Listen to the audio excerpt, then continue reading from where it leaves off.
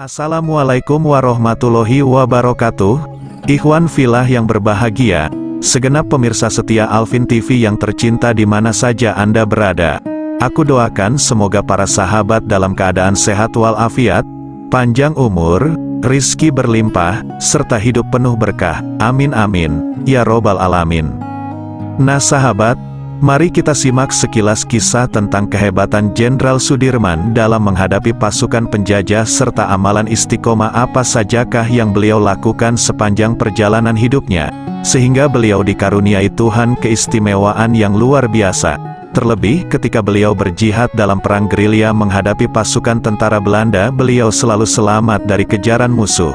Meskipun dalam keadaan terjepit yang membuat ketar-ketir para pejuang lainnya, hampir tertangkap pun ternyata juga tetap lolos dari kepungan pasukan penjajah. Jenderal Sudirman adalah salah satu pahlawan Indonesia yang gigih pemberani dalam membela kemerdekaan tanah air.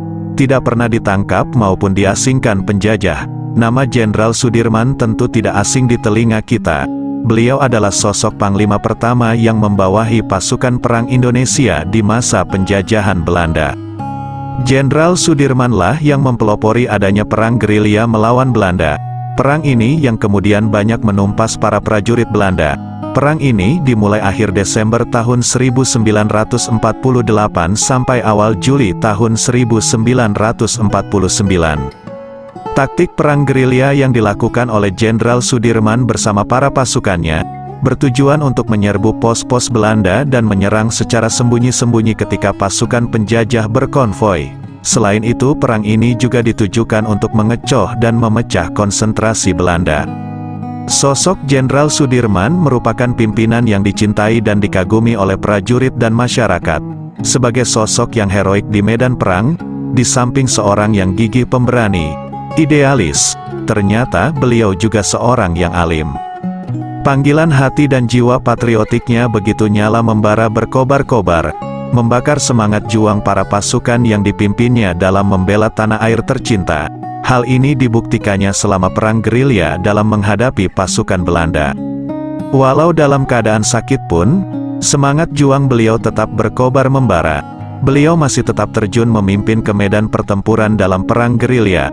Kisah kesaktian Jenderal Sudirman sudah banyak diketahui orang, seperti bisa mengelabui pasukan Belanda ketika beliau dikepung dalam persembunyiannya di sebuah rumah pemukiman warga. Lantas Jenderal Sudirman beserta prajuritnya melakukan zikir bersama yang membuat pasukan Belanda tidak bisa menemukan Jenderal Sudirman. Selain itu, Jenderal Sudirman adalah panglima yang tidak pernah ditangkap maupun diasingkan oleh Belanda. Kesaktian ini dimiliki oleh Jenderal Sudirman ternyata tidak lepas dari jimat yang dimilikinya.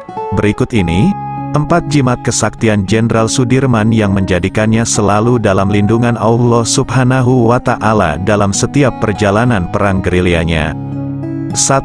Menjaga atau mengabadikan wudhu, mudawamah, ala toharoh. Jenderal Sudirman adalah sosok yang tidak pernah batal wudhu. Beliau selalu berusaha menjaga kesucian sebelum tidur dan bangun tidur selalu punya wudhu.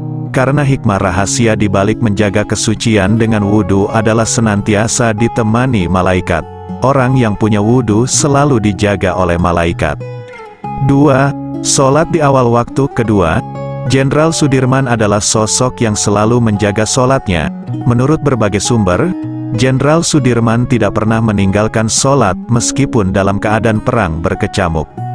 3. Ringan tangan, suka membantu dan bersedekah kepada sesama insan. Jiwa penolong serta suka memberi kepada sesama begitu kental melekat pada kepribadian Jenderal Sudirman. Hal ini terbukti saat perjalanan perang gerilyanya. Suatu ketika di sebuah pemukiman warga tempat beliau menginap terdengar anak kecil yang menangis karena sakitan. Orang tuanya pun panik, kemudian membawa anak tersebut kepada Jenderal Sudirman untuk minta keberkahan doa. Tak lama kemudian beliau membawa sedikit air yang telah dikasih doa agar diberikan kepada sang anak. Alhamdulillah atas izin Allah sang anak pun sembuh. Selain itu beliau juga suka berbagi atau bersedekah dengan menginstruksikan anak buahnya membagi-bagikan sisa kelebihan perbekalan perang kepada warga sekitar tempat beliau dan pasukannya menginap. 4. Mengabdi pada nusa, bangsa, dan negara. Yang keempat, Jenderal Sudirman selalu mengabdikan diri pada nusa, bangsa dan negara sesuai dengan pesan beliau agar tidak menyalahi janji yang sudah dibuat, yaitu jangan sekali-kali menjadi pengkhianat nusa bangsa dan agama. Dari keteladanan beliau, sudah sepatutnya kita meniru semangat perjuangannya yang tidak pernah meninggalkan hubungan dengan Allah, yaitu hablum minallah, dan hubungan dengan sesama manusia yakni hablum minanas. Demikianlah ulasan singkat amalan Jenderal Sudirman serta keteladanannya.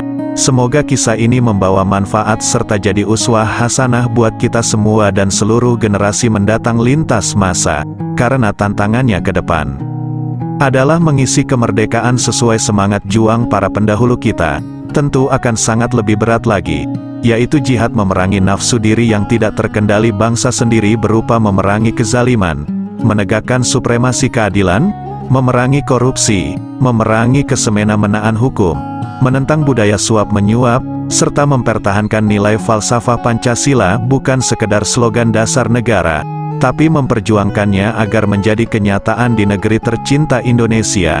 Amin amin. Ya Robbal Alamin. Wassalamualaikum warahmatullahi wabarakatuh.